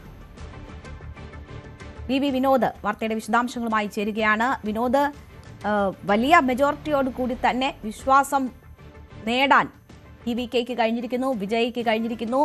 അതിൽ ഏറ്റവും പ്രധാനമായി വരുന്നത് TVK വിശ്വാസ വോട്ട് നേടി എന്നതിനപ്പുറം AIADMKയിൽ ഉണ്ടായിട്ടുള്ള പിളർപ്പാണ് എന്ന് തന്നെ പറയാം. അത് തമിഴ്നാട് രാഷ്ട്രീയത്തെ എങ്ങനെ സ്വാധീനിക്കും? എന്തൊക്കെയാണ് വിശദാംശങ്ങൾ? രേണുക, നേരിയ വോട്ടുകൾക്ക് ഒരുപക്ഷെ TVK ഈ വിശ്വാസ വോട്ട് നേടും എന്നതായിരുന്നു പ്രതീക്ഷയെങ്കിൽ വലിയ വോട്ടിന് ഇപ്പോൾ വിശ്വാസ വോട്ട് നേടാൻ TVKയ്ക്ക് സാധിച്ചിരിക്കുന്നു. 144 വോട്ടുകൾ നേടി. 118 വോട്ടുകളാണ് വേണ്ടിയിരുന്നത്. ഇതിൻ്റെ ഒരു കണക്കിങ്ങനെയാണ്. TVKയ്ക്ക് 105 സീറ്റുകളാണുള്ളത്. 108 സീറ്റുകളിൽ അവർ വിജയിച്ചിരുന്നു. ഇതിൽ 3 സീറ്റ് ഒഴിവാകുന്ന സാഹചര്യം. ഒന്ന്, തിരുച്ചിറപ്പള്ളി ഈസ്റ്റിൽ വിജയ് രാജിവെച്ചു. കാരണം പെരമ്പൂരിലും തിരുച്ചിറപ്പള്ളി ഈസ്റ്റിലുമായിരുന്നു വിജയ് മത്സരിച്ചത്. ഇതിൽ ഒരു മണ്ഡലത്തിൽ വിജയ് രാജിവെച്ചു. പിന്നൊന്ന് സ്പീക്കറുടെ വോട്ടാണ്, അദ്ദേഹം കാസ്റ്റിംഗ് വോട്ട് ചെയ്യേണ്ടി വന്നില്ല. മറ്റൊന്ന് TVKയുടെ സ്ഥാനാർത്ഥി, അത് തിരുപ്പൂരിൽ വിജയിച്ച ശ്രീനിവാസ സേതുപതി, ഒരു വോട്ടിനാണ് വിജയിച്ചത്. അതുകൊണ്ട് തന്നെ DMKയുടെ എതിർ സ്ഥാനാർത്ഥി ഈ മദ്രാസ് ഹൈക്കോടതിയിൽ പോവുകയും ഈ വിജയം സ്റ്റേ ചെയ്യണമെന്ന് ആവശ്യപ്പെടുകയും ചെയ്തു. ഇപ്പോൾ കോടതി അതിനനുകൂലമായ വിധി പുറപ്പെടുവിച്ചതുകൊണ്ട് തന്നെ ഈ അംഗത്തിന് വോട്ട് ചെയ്യാൻ കഴിഞ്ഞില്ല. അങ്ങനെ 105 സീറ്റുകളാണ്. മറ്റുള്ളവർ കോൺഗ്രസിൻ്റെ 5 സീറ്റ്, CPIക്ക് 2, CPMന് 2, മുസ്ലിം ലീഗിന് 2, VCKയ്ക്ക് 2, അതോടൊപ്പം തന്നെ അമ്മ മക്കൾ മുന്നേറ്റ കഴകമെന്ന പാർട്ടിയുടെ ഒരു MLA, ആ MLAയുടെ പിന്തുണ കൂടി വിജയിക്ക് വന്നു. അങ്ങനെ 119 സീറ്റുകൾ, 118 വേണ്ടത്, ഒരു അംഗത്തിൻ്റെ കൂടി വോട്ട് ലഭിക്കുന്ന തരത്തിൽ ഈ മുന്നണിക്ക് തന്നെ ഒരു വോട്ടിൻ്റെ ഭൂരിപക്ഷം കിട്ടുന്ന നിലയുണ്ട്. പക്ഷേ AIADMKയിൽ നിന്ന് ഈ 47 പേരിൽ നിന്ന് 25 പേർ വിട്ടുവന്നു, TVKയെ പിന്തുണച്ചിരിക്കുന്നു. ഇവർക്ക് മേൽ ഇപ്പോൾ ഈ അയോഗ്യത കൽപ്പിക്കുന്ന നടപടി അത് വരാനുള്ള സാധ്യതയുണ്ട്. കാരണം 32 പേർ ഉണ്ടെങ്കിൽ മാത്രമേ 3-2 ഭൂരിപക്ഷമാവുകയും ഇവർക്ക് മറ്റൊരു പാർട്ടിയിൽ TVKയിൽ ലയിക്കാൻ ചേരാൻ കഴിയുകയുമുള്ളൂ. അവർക്ക് പുതിയ പാർട്ടി രൂപീകരിക്കാൻ കഴിയില്ല. നിയമപ്രകാരം ഏതെങ്കിലും ഒരു കക്ഷിയിൽ ലയിക്കേണ്ടി വരും. അങ്ങനെ TVKയിലേക്ക് ചേരണമെങ്കിൽ പോലും അവർക്ക് 32 പേരുടെ പിന്തുണ വേണം. ഇത് ഉറപ്പാക്കാൻ കഴിയുമെന്ന് തന്നെയാണ് ഈ വിമത വിഭാഗത്തിൻ്റെ വിശ്വാസം. എടപ്പാടി പളനിസ്വാമിയായി തെറ്റിയാണ് ഈ വിഭാഗം ഇപ്പോൾ വിജയുമായി ചേർന്നിരിക്കുന്നത്. ശരി, VV വിനോദാണ് വാർത്തയുടെ വിശദാംശങ്ങൾ. പുതുച്ചേരി മുഖ്യമന്ത്രിയായി N രംഗസ്വാമി വീണ്ടും സത്യപ്രതിജ്ഞ ചെയ്ത് അധികാരമേറ്റു. 5ാം തവണയാണ് രംഗസ്വാമി പുതുച്ചേരിയുടെ മുഖ്യമന്ത്രിയാകുന്നത്. ലഫ്റ്റനന്റ് ഗവർണർ കൈലാഷ് നാഥാണ് സത്യവാചകം ചൊല്ലിക്കൊടുത്തത്. BJPയിൽ നിന്ന് A നമശിവായിയും മന്ത്രിയായി സത്യപ്രതിജ്ഞ ചെയ്തു. 30 അംഗങ്ങളുള്ള പുതുച്ചേരി നിയമസഭയിൽ 18 MLA-മാരുടെ പിന്തുണയാണ് NR കോൺഗ്രസ് BJP സഖ്യത്തിനുള്ളത്. 5ാം തവണയാണ് രംഗസ്വാമി മുഖ്യമന്ത്രിയാകുന്നത്. കേന്ദ്ര ഭരണ പ്രദേശമായ പുതുച്ചേരിയുടെ മുഖ്യമന്ത്രി പദത്തിൽ ഏറ്റവും കൂടുതൽ കാലം ഇരുന്ന വ്യക്തികളിൽ ഒരാളായി രംഗസ്വാമി മാറും. മലപ്പുറം മങ്കട വെള്ളിലയിൽ ഇടിമിന്നൽ ദുരന്തത്തിൽ മരിച്ച 4 പേരുടെ സംസ്കാരം അല്പസമയത്തിനുള്ളിൽ നടക്കും. വെള്ളില സ്വദേശികളായ റഹീസ്, ബഹാസ്, സിയാദ്, ഫഹദ് എന്നിവരുടെ ഖബറടക്കം വെള്ളില റഹ്മാനിയ ജുമാ മസ്ജിദ് ഖബർസ്ഥാനിലാണ് നടക്കുക. നേരത്തെ ഇവരെ അവസാനമായി ഒരു നോക്ക് കാണാൻ ആയിരങ്ങളാണ് കോഴിക്കോട്ട് പറമ്പ് തസ്കർ ഓഡിറ്റോറിയത്തിലേക്ക് ഒഴുകിയെത്തിയത്. പാണക്കാട് സാദിഖ് അലി ശിഹാബ് തങ്ങളും ഇബ്രാഹിം ഖലീലുൽ ബുഖാരി തങ്ങളും പ്രാർത്ഥനകൾക്ക് നേതൃത്വം നൽകി. പി.കെ. കുഞ്ഞാലിക്കുട്ടി, ഇ.ടി. മുഹമ്മദ് ബഷീർ, അബ്ദുസമദ് സമദാനി, പി.വി. അബ്ദുൽ വഹാബ് തുടങ്ങിയ പ്രമുഖ നേതാക്കൾ അന്ത്യാഞ്ജലി അർപ്പിച്ചു. അപകടത്തിൽ നിന്ന് രക്ഷപ്പെട്ട 3 പേർ പെരിന്തൽമണ്ണ സ്വകാര്യ ആശുപത്രിയിൽ ചികിത്സയിലാണ്.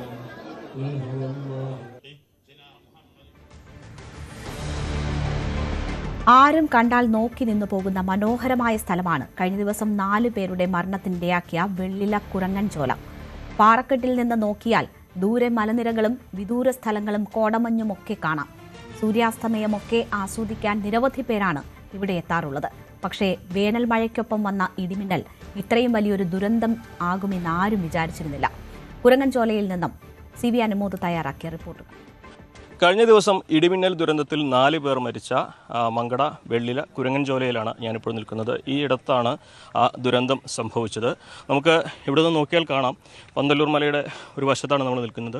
മറുവശത്ത് മലനിരകളും താഴെയുള്ള വീടുകളും നാടും ഒക്കെ കാണാൻ കഴിയുന്ന ഒരു സ്ഥലമാണ്. ഇവിടുത്തെ ഒരു പ്രത്യേകത, രാവിലെയും വൈകുന്നേരമൊക്കെ കോടമഞ്ഞ് കയറി വരുന്ന ആ ഒരു കാഴ്ച ഇവിടെ എപ്പോഴും കാണാൻ കഴിയുന്നത്. ഇപ്പോൾ തന്നെ നമ്മൾ നോക്കിയാൽ കാണാൻ പറ്റും. രാവിലെ പല ഭാഗത്തായി കോട കെട്ടിക്കിടന്നു. മാത്രമല്ല മഴ പെയ്തു കഴിഞ്ഞാൽ കോട മുകളിലേക്ക് കയറി വരുന്നത് ഇവിടെ നിന്ന് കാണാൻ സാധിക്കുന്ന ഒരു സാഹചര്യം കൂടിയുണ്ട്. അപ്പോൾ അത് കാണാനൊക്കെ ഒരുപാട് പേര് ഇവിടെ വരുന്നത്. ഇതൊരു സ്വകാര്യ വ്യക്തിയുടെ സ്ഥലമാണ്, പക്ഷേ ആളുകൾ ഇവിടെ വന്ന് ഈ ഒരു കാഴ്ചയെല്ലാം കണ്ട് ഇരിക്കുന്നത് ഇവിടെ ഒരു പതിവാണ്. അപ്പോൾ ഈ അപകടത്തിൽ മരിച്ച 4 പേരും ഈ പ്രദേശവാസികളാണ്, ഇവിടത്തുകാരാണ്. അവർക്ക് ഈ സ്ഥലത്തെക്കുറിച്ചൊക്കെ നന്നായിട്ട് അറിയാവുന്നവരാണ്. ഇന്നലെ വൈകുന്നേരവും അവർ എന്നത്തെയും പോലെ കാഴ്ച കാണാനൊക്കെ ആയിട്ടും അതുപോലെ ഈ ദൃശ്യങ്ങളൊക്കെ റെയിൽസൊക്കെ ആക്കിയിടാനൊക്കെ വന്നതായിരിക്കാം.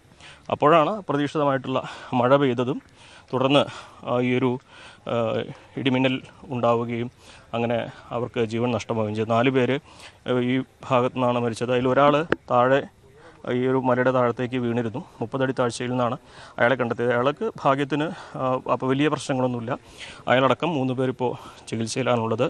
ഈ ഒരു ഇവിടെയുള്ളൊരു മരമുണ്ട്. ഈ മരമാണ് സാധാരണ എല്ലാവരും മഴ വന്നാലൊക്കെ കയറി നിൽക്കുന്ന ഒരു ഇടമായിട്ടുള്ളത്. പക്ഷേ അവിടെ ഈ ഒരു മരം കൊണ്ട് മാത്രം അപകടം വഴിമാറി പോവാത്ത ഒരു സാഹചര്യം നമുക്കിവിടെ കാണാം.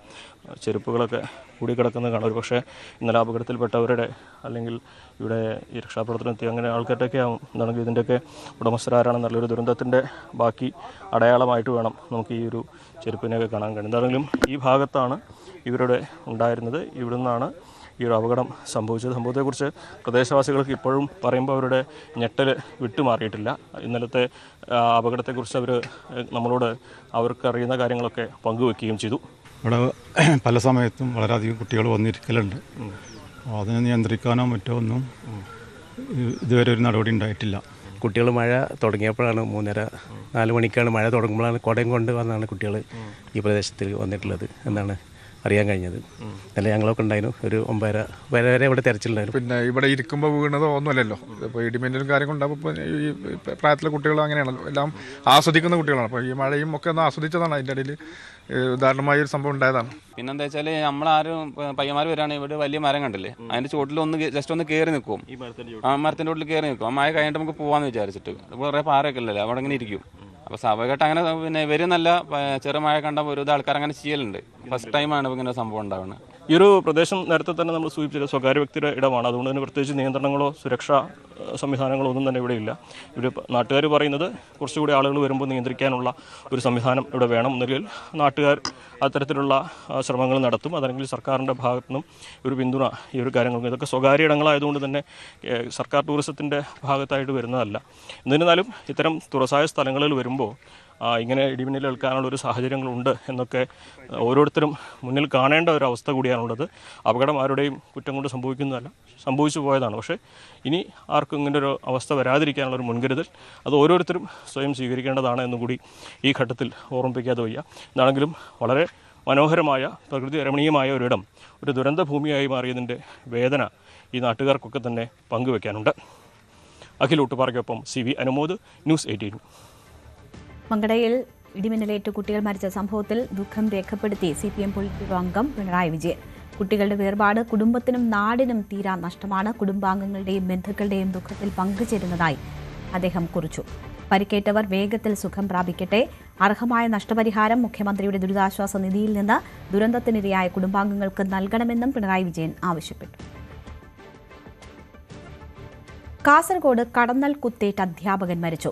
ബ്ലാന്തോട് ഗവൺമെന്റ് ഹയർ സെക്കൻഡറി സ്കൂൾ അധ്യാപകൻ ചാമുണ്ടിക്കുന്ന് സ്വദേശി വിജയനാണ് മരിച്ചത്. വീടിന് സമീപത്ത് നിന്നാണ് കടന്നലിന്റെ കുത്തേറ്റത്. ഓടി രക്ഷപ്പെടാൻ ശ്രമിക്കുന്നതിനിടെ കുഴിയിൽ വീണതോടെ കടന്നലുകൾ കൂട്ടമായി കുത്തുകയായിരുന്നു. KV ബൈജു വിവരങ്ങളുമായി ചേരുന്നു. ബൈജു, നിർഭാഗ്യകരമായ വാർത്തയാണ്.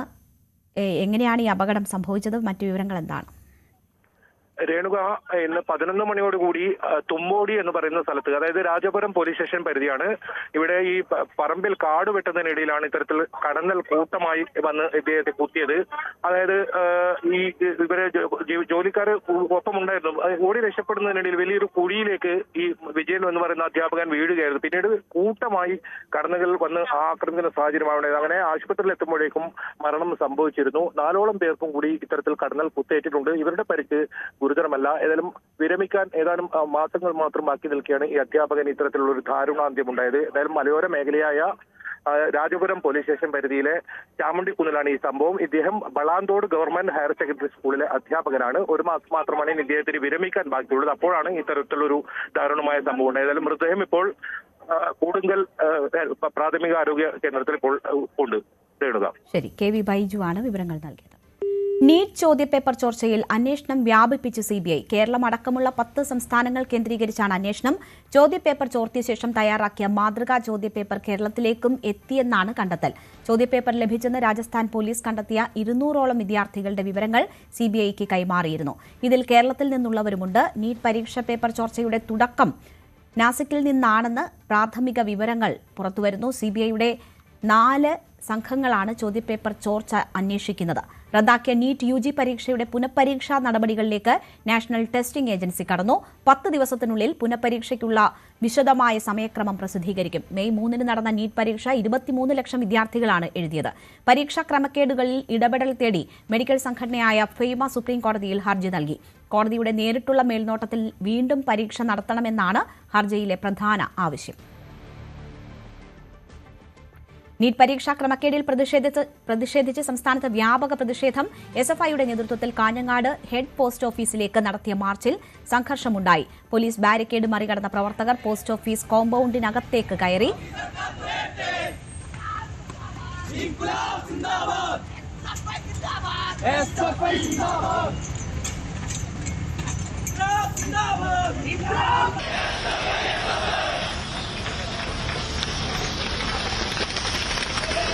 കോഴിക്കോട് ഇൻകം ടാക്സ് ഓഫീസിലേക്ക് SFI നടത്തിയ മാർച്ചിലും സംഘർഷമുണ്ടായി. പ്രവർത്തകർക്ക് നേരെ പോലീസ് ജലപീരങ്കി പ്രയോഗിച്ചു.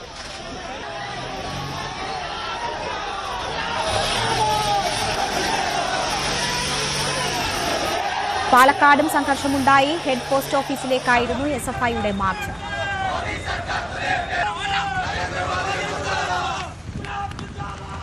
കൊച്ചിയിൽ BSNL ഓഫീസിലേക്കായിരുന്നു പ്രതിഷേധ പ്രകടനം.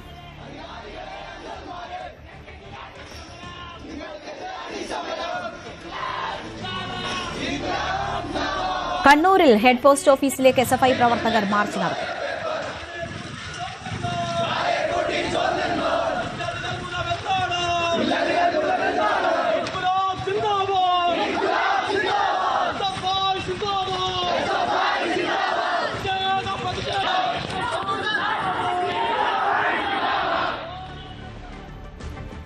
SSLC പരീക്ഷാ ഫലം വെള്ളിയാഴ്ച പ്രഖ്യാപിക്കും. മൂല്യനിർണ്ണയം പൂർത്തിയായി. ഇന്ന് പരീക്ഷാ ബോർഡ് ചേർന്ന് ഫലം അംഗീകരിച്ച് അന്തിമ നടപടിക്രമങ്ങൾ പൂർത്തിയാക്കിയ ശേഷമാകും പ്രഖ്യാപനം നടക്കുക. ലോക്സഭാ പെരുമാറ്റച്ചട്ടം നിലവിലുണ്ടായിരുന്നതിനാൽ 2019 ഫലം പ്രഖ്യാപിച്ചത് പൊതുവിദ്യാഭ്യാസ സെക്രട്ടറിയായിരുന്നു. 2016 ഫലം പ്രഖ്യാപിച്ചത് ചീഫ് സെക്രട്ടറിയുമായിരുന്നു. കീഴ്വഴക്കമുണ്ടെന്നതിനാൽ ഉന്നത ഉദ്യോഗസ്ഥർ ഫലം പ്രഖ്യാപിക്കാൻ സാധ്യതയുണ്ട്. അതോ പുതിയ മന്ത്രിക്കായി കാത്തിരിക്കണോ എന്നും ഇന്നത്തെ പരീക്ഷാ ബോർഡ് യോഗത്തിലായിരിക്കും തീരുമാനിക്കുക. 4.17 ലക്ഷം വിദ്യാർത്ഥികളാണ് ഈ വർഷം SSLC പരീക്ഷ എഴുതിയത്.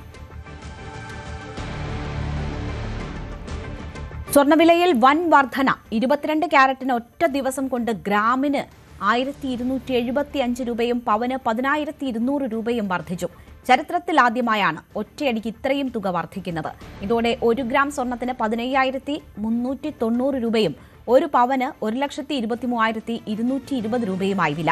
നിലവിൽ ഈ മാസത്തെ ഏറ്റവും കൂടിയ സ്വർണ്ണവിലയാണ് ഇന്ന് രേഖപ്പെടുത്തിയിരിക്കുന്നത്. വെള്ളി വിലയിലും വൻ വർധനയുണ്ടായി. 1 ഗ്രാം വെള്ളിക്ക് 320 രൂപയും 10 ഗ്രാം വെള്ളിക്ക് 3,200 രൂപയുമാണ് ഇപ്പോൾ വില. വളരെ അപ്രതീക്ഷിതമായ ഒരു വില ഉയർച്ചയാണ് സ്വർണ്ണ വിപണിയിൽ ഉണ്ടായിരിക്കുന്നത്.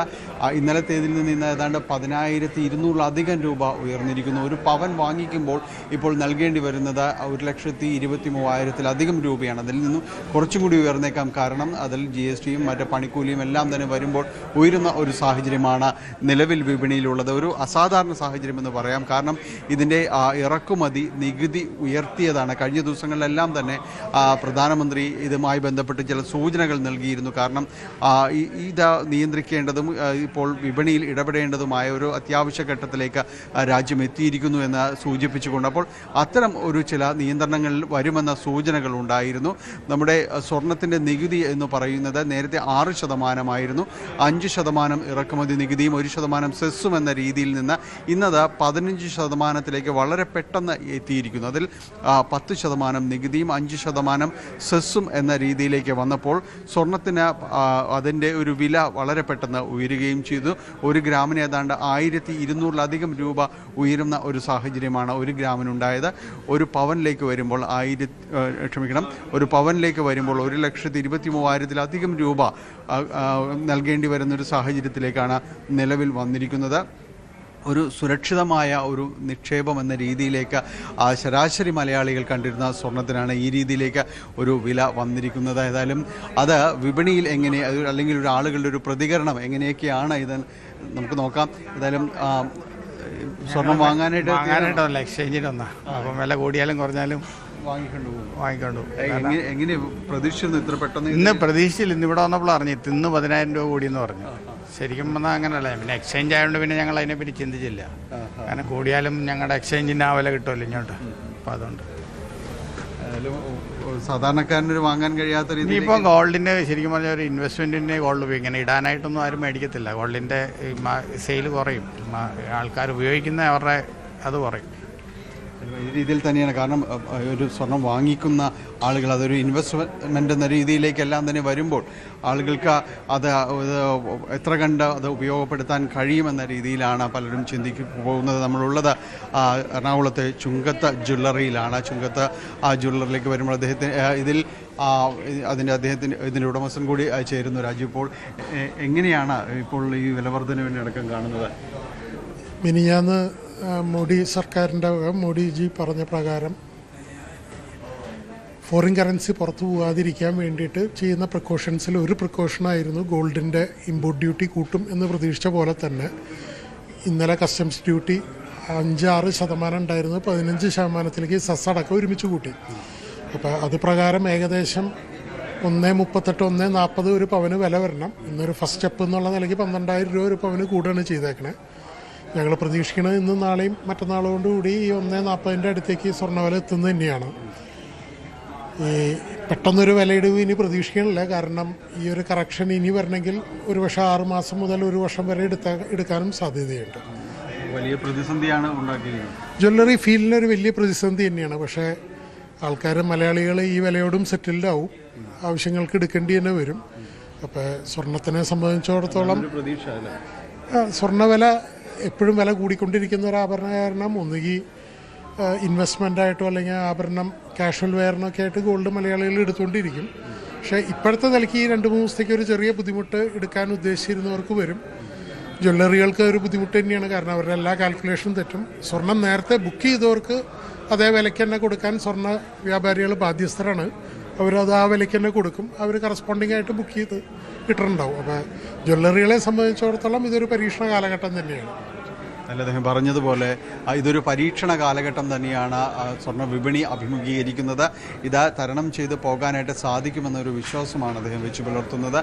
കാരണം ശരാശരി മലയാളി സ്വർണ്ണ ഒരു നിക്ഷേപമായിട്ട് തന്നെയാണ് കാണുന്നത്. അതുകൊണ്ട് ഈ ഒരു കാലവും കടന്നു പോകും, കൂടുതൽ അത് ഒരു തിരിച്ചറിവിലേക്ക് എത്തും എന്ന രീതിയിൽ തന്നെയാണ് സ്വർണ്ണ വ്യാപാരികൾ പറയുന്നത്.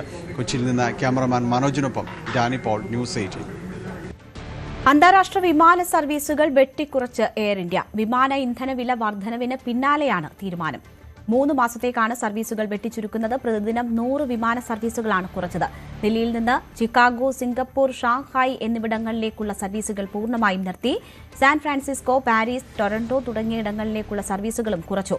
പശ്ചിമേഷ്യൻ സംഘർഷത്തിന്റെ പശ്ചാത്തലത്തിൽ ആകാശപാതകൾ അടച്ചതും ദീർഘദൂര പാതകൾ തെരഞ്ഞെടുത്ത് ചുറ്റിക്കറങ്ങി സഞ്ചരിക്കേണ്ടതും തീരുമാനത്തിന് കാരണമാണ്. അമേരിക്കൻ പ്രസിഡന്റ് ഡൊണാൾഡ് ട്രംപ് ചൈനയിലേക്ക്. നാളെ ചൈനീസ് പ്രസിഡന്റ് ഷീ ജിൻപിങ്ങുമായി കൂടിക്കാഴ്ച നടക്കും. പശ്ചിമേഷ്യൻ സംഘർഷം ഉൾപ്പെടെ ചർച്ചയാകാനാണ് സാധ്യത. ഇറാന് നേരെയുള്ള സൈനിക നടപടി പുനരാരംഭിക്കാൻ സാധ്യതയെന്നാണ് ട്രംപിനോട് അടുത്ത വൃത്തങ്ങൾ സൂചിപ്പിക്കുന്നത്. എന്നാൽ വീണ്ടും ആക്രമണമുണ്ടായാൽ യുറേനിയം സമ്പുഷ്ടീകരണം ആണവായുധ നിലവാരത്തിലേക്ക് ഉയർത്തുമെന്നാണ് ഇറാന്റെ ഭീഷണി. US പ്രസിഡന്റ് ഡൊണാൾഡ് ട്രംപിന്റെ ചൈനീസ് സന്ദർശനം പശ്ചിമേഷ്യൻ സംഘർഷങ്ങളിൽ നിർണായകമാകാൻ വളരെയധികം സാധ്യതയുണ്ട്. പ്രസിഡന്റ് ഷീ ജിൻപിങ്ങുമായിട്ട് ഇറാൻ വിഷയം ചർച്ച ചെയ്യുമെന്നാണ് ട്രംപ് US-ൽ നിന്ന് യാത്ര തിരിക്കും മുൻപ് മാധ്യമങ്ങളോട് പ്രതികരിച്ചത്. പശ്ചിമേഷ്യൻ സംഘർഷങ്ങളുടെ തുടക്കം മുതൽ തന്നെ ഇറാന് പരസ്യ പിന്തുണയുമായി രംഗത്തു വന്ന രാജ്യങ്ങളിലൊന്നാണ് ചൈന. മാത്രമല്ല, ഇറാനുമായിട്ട് വളരെ അടുത്ത വ്യാപാര ബന്ധവും ആയുധ ബന്ധവും ചൈനയ്ക്ക് നിലവിലുണ്ട്. ഇറാന്റെ വലിയൊരു സാമ്പത്തിക സ്രോതസ് തന്നെ ചൈന. അതിനാൽ തന്നെ ഇറാന് നൽകുന്ന സാമ്പത്തിക പിന്തുണയിൽ നിന്ന് പിന്നോട്ട് പോകണമെന്ന് US പ്രസിഡന്റ് ഡൊണാൾഡ് ട്രംപ് ചൈനയോട് ആവശ്യപ്പെടാനുള്ള സാധ്യതയുണ്ട്.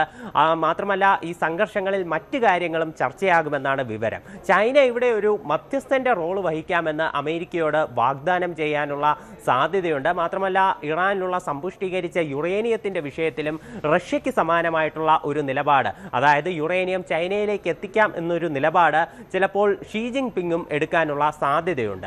ഇന്ന് രാത്രിയോടെയായിരിക്കും ട്രംപ് ചൈനയിൽ എത്തുക. നാളെ മുതലാണ് ഷീ ജിൻപിങ്ങുമായിട്ടുള്ള കൂടിക്കാഴ്ചയും മറ്റ് തുടർ ചർച്ചകളുമെല്ലാം നിശ്ചയിച്ചിട്ടുള്ളത്. മറ്റന്നാൾ ട്രംപ് ചൈനീസ് സന്ദർശനം പൂർത്തിയാക്കി US-ലേക്ക് മടങ്ങുന്നുണ്ട്. മാത്രമല്ല, ഈ ചൈനീസ് സന്ദർശനം കഴിഞ്ഞാൽ ഉടൻ തന്നെ ഇറാനിലേക്ക് വീണ്ടും ആക്രമണങ്ങൾ നടത്താൻ ട്രംപ് പദ്ധതിയിടുന്നതായിട്ടാണ് വൈറ്റ് ഹൗസുമായിട്ട് ചില അടുത്ത വൃത്തങ്ങൾ സൂചിപ്പിക്കുന്നത്. കഴിഞ്ഞ ദിവസം തന്നെ ട്രംപ് ഇതുമായി ബന്ധപ്പെട്ട ഒരു സൂചന നൽകിയിരുന്നു. ഓവൽ ഓഫീസിൽ വെച്ച് മാധ്യമങ്ങളെ കണ്ടപ്പോഴായിരുന്നു ട്രംപിന്റെ പ്രതികരണം. അപ്പോൾ ട്രംപ് പറഞ്ഞത് ഇറാനുമായിട്ടുള്ള വെടിനിർത്തൽ കരാർ ഗുരുതരാവസ്ഥയിലാണെന്നാണ്. ഏത് നിമിഷം വേണമെങ്കിലും വെടിനിർത്തൽ കരാർ ലംഘനമുണ്ടാകാം എന്നതാണ് ഇതുകൊണ്ട് ഉദ്ദേശിക്കുന്നതെന്ന് അത് വെച്ച് പല വിദഗ്ധരും ഇക്കാര്യത്തിൽ ചൂണ്ടിക്കാട്ടിയിരുന്നു. ഈ ഇറാൻ അവസാനമായി അമേരിക്കയ്ക്ക് അയച്ച സമാധാന നിർദ്ദേശങ്ങളിൽ ആണവ വിഷയം ഉൾപ്പെടെ ഉൾപ്പെടുത്താത്തത് ട്രംപിനെ ചൊടിപ്പിച്ചിട്ടുണ്ട് എന്നാണ് വിവരം. അതുകൊണ്ട് തന്നെയാണ് ഇത്തരമൊരു ആക്രമണത്തിന് പദ്ധതി ഇടുന്നതെന്നാണ് നിലവിലുള്ള സൂചനകൾ അനുസരിച്ച് നമുക്ക് മനസ്സിലാക്കാൻ സാധിക്കുന്നത്. എന്നാൽ തങ്ങൾക്കെതിരെ വീണ്ടും ഒരു ആക്രമണം ആരംഭിക്കുകയാണെങ്കിൽ സമ്പുഷ്ടീകരിച്ച യുറേനിയത്തിന്റെ അളവ് ഉയർത്തും എന്നതാണ് ഇറാന്റെ ഭീഷണി. നമുക്കറിയാം, പശ്ചിമേഷ്യൻ സംഘർഷങ്ങൾ ആരംഭിക്കാനുണ്ടായ പ്രധാനപ്പെട്ട ഒരു കാരണം സമ്പുഷ്ടീകരിച്ച യുറേനിയത്തെ സംബന്ധിച്ചുള്ള തർക്കമാണ്.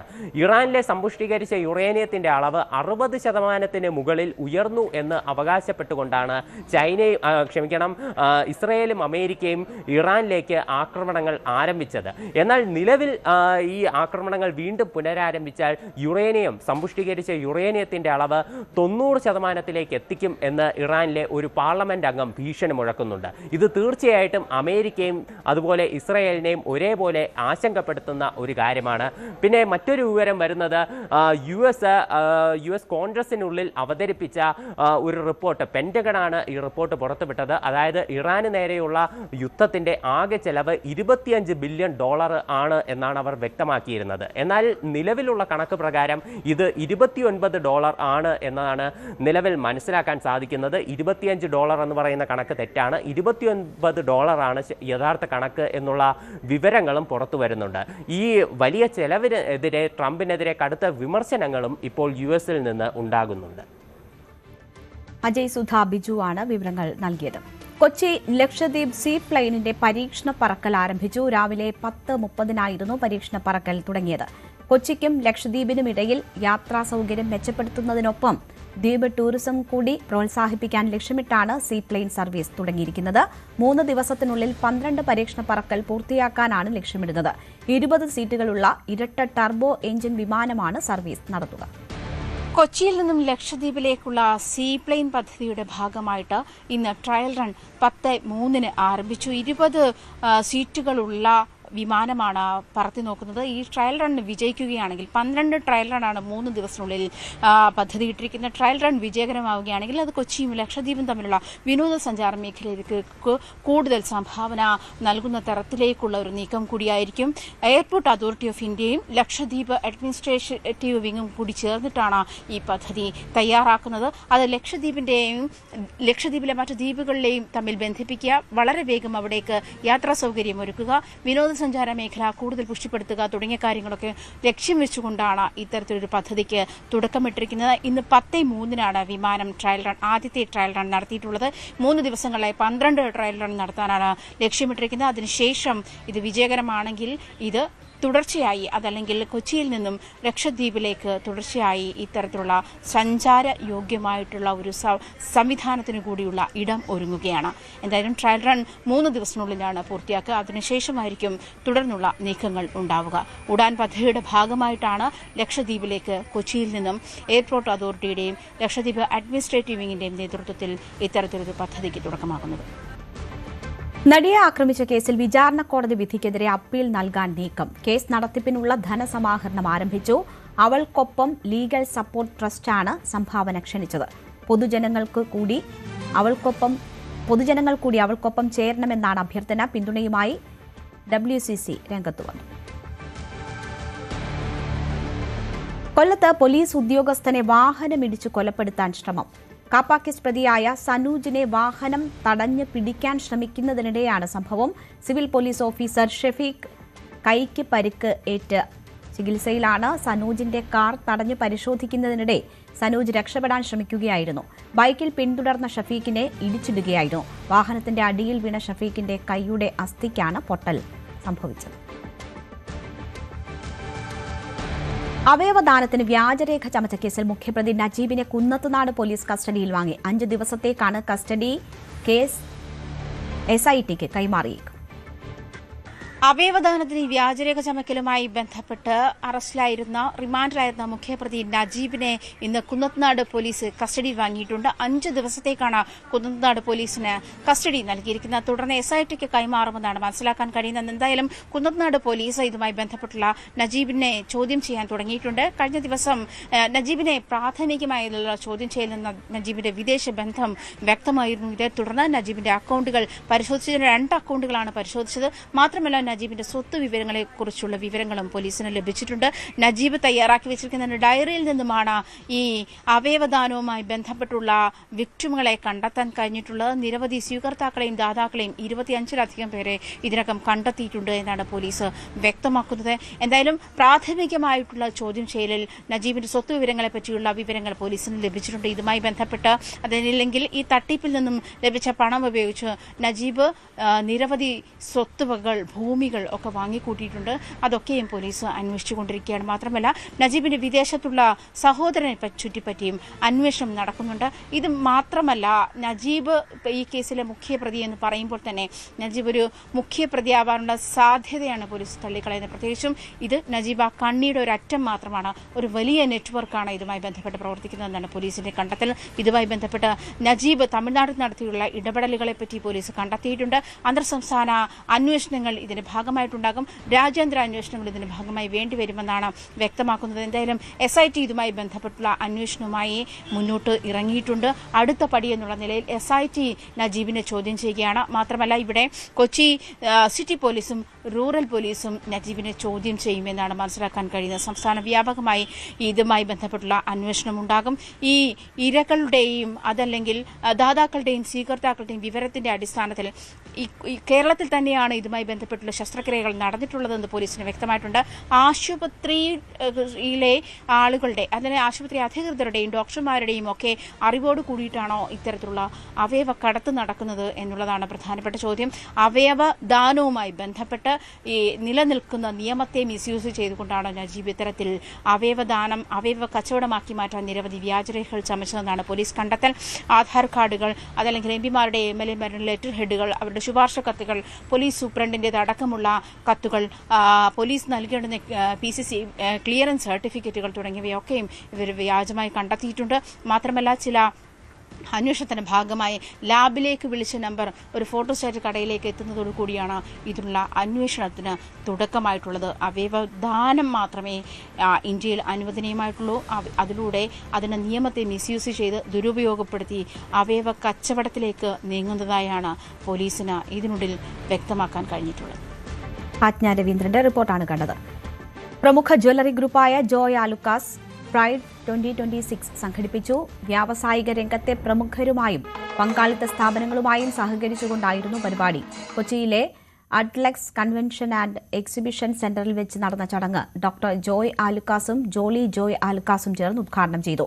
2 ദിവസങ്ങളിലായി നടന്ന പ്രൈഡ് 2026-ൽ ജോയ് ആലുക്കാസ് ഗ്രൂപ്പിന്റെ ആഭരണങ്ങൾ ആഗോള തലത്തിൽ വിതരണം ചെയ്യുന്ന പ്രമുഖ വ്യവസായികൾക്കും ബിസിനസ് പങ്കാളികൾക്കും പുറമെ നിരവധി വിശിഷ്ടാതിഥികളും സന്നിഹിതരായിരുന്നു. സിനിമാ താരം അപർണ ബാലമുരളിയും ചടങ്ങിൽ പങ്കെടുത്തു.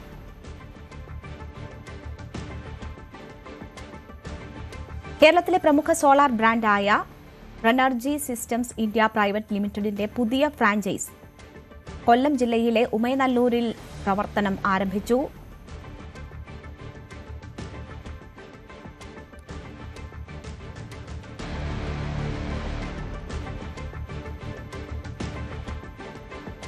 റെനർജിയുടെ 34ാമത് ഫ്രാഞ്ചൈസിയുടെ ഉദ്ഘാടനം ഇരവിപുരം MLA വിഷ്ണുമോഹനാണ് നിർവഹിച്ചത്. 6 വർഷത്തെ സേവന പാരമ്പര്യവും കേരളത്തിലുടനീളം 8000-ന് പുറത്ത് സോളാർ ഉപഭോക്താക്കളുമുള്ള റെനർജി തെക്കേ ഇന്ത്യയിൽ തന്നെ ഏറ്റവും മികച്ച സോളാർ ഇൻസ്റ്റലേഷൻ കമ്പനികളിൽ ഒന്നാണ്.